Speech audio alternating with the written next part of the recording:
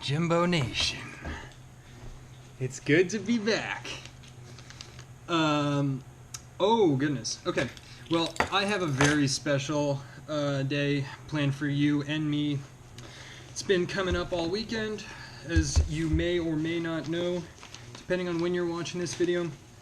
This weekend was Columbus Day on Monday, so Mailcall did not happen until Tuesday, which means I had a bunch of stuff queued up, coming. Just gonna go ahead and rip this off because it's getting a little hot outside. And you know, I'm sure not everybody out there is a Pats fan anyway, so I don't want to, make any of my viewers unhappy by, seeing greatness. So anyway, I've got a really awesome mail call coming up here, and damn, I haven't carried my beer scout in a few days, and it looks like it's getting a little pitting up here on the top. So that's not good. I got to do a little bit better job about keeping the part where I pinch oiled. But big mail call, guys. This is a huge day for me. I've got two boxes that have 2 knives in them each. So I've got 4 showing up today. Probably gonna split this video in half on the 2 different things that are showing up, because there's gonna be a lot to talk about. But before I get into that, I just want to go ahead and I'll start off by showing you one book that I ordered from Amazon. But I think they actually sold it straight through the Great Eastern Cutlery store themselves. And here's just the Great Eastern Cutlery, an American Tradition book. And so this goes through the history of the Northfield and Titute brands. And looks like that's just an invoice. But yeah, this kind of just goes through the history of the companies, and I'm assuming the different pattern types in Northfield in World War II. Some really cool pictures. So, I've been really just getting a lot more interested in slip joints and in the history and the knives, and why different patterns and blade styles and blade configuration combos got put together. So yeah, I'm really looking forward to reading this, and looks like there's a bunch of great pictures. So I'll let you know how that book is once I get a little further into it. But let's get on to the first thing in knives, and I'm going to go ahead and open this package first. Not that it's not great and exciting, but the other one has some pretty serious slip joints in them. Like if you've been around for a little bit, or at least lately, you know about at least one of them, and probably the other 2. So I'm gonna do a little bit of anticipation, cliffhanger. You don't really know exactly what's gonna be in the next video, even though by the time you watch this, they'll probably both be posted on YouTube, and you'll know exactly because it'll be in the title. But anyway, what do we have here? So this I ordered from TSA Knives. There's a man on that, I think the guy who owns it's named Greg, and he has a YouTube channel that, he just shows his awesome collection on, these guys who own their own companies happen to usually have huge, awesome collections of rare, numbered knives, limited editions, old ones. And just by watching some other videos, I decided I was very interested in checking this one out. The first one I'm going to pull out for you guys is the 56. I learned a little bit more about these numbers too. So when you're looking at the numbers, the 56 is the pattern. Then the 3 will either be, the first 3 either says I think that first 3 is the style of the main blade. So 3 is going to be hawkbill in this situation, and the next number tells you how many knives there are. So there's 3 knives in this one, and the last number 11 tells you what year it was made. So in front of you, or in front of me, I'm about to open, and oh my god, is it a pure beauty. Also a bit smaller than I expected from the pictures, but I'm very happy about that because this is the perfect pocketable size. So what do we have here? It's a GEC 56, and wow, no half stop on this thing is awesome. Oh man, that's great. And it's so pinchable up here. Try this finger. As you'll see, this is one of 25 made all the way back in 2011. So he's had this knife in stock for a while.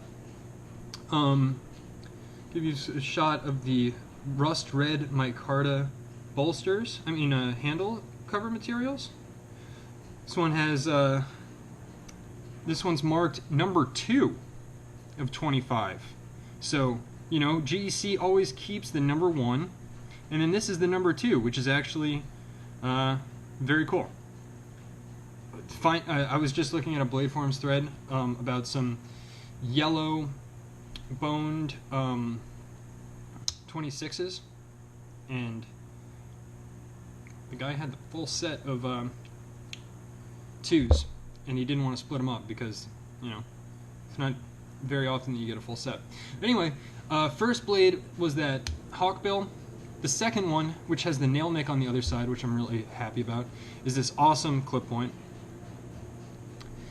On there it just says Great Eastern Cutlery, Titusville, PA. No stamp on the back, so very nice. And you know, I can tell that it's kind of cool to get these older knives in your hands, because you can just see the difference in their style over the years. You know, this is from 2011, all the way compared to a which I have in my pocket right now still. Here's a clip point from 2016, and just look at the difference. Well, before I pull out the clip point again, this is a very nice pen blade here. So, very cool knife. And if any knife was a candidate for maybe taking a slot out and thinning it up a bit. Oh, never mind. I thought for a sec this might have a half saw, but it was just sitting there, real straight, perfect up.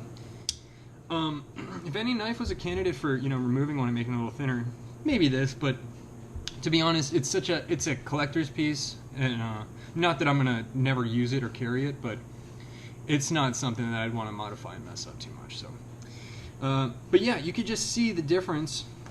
I'll get that. Where's that key? Here we go. Thanks to my buddy Austin for hooking me up with that key blade, so I don't have to break my finger.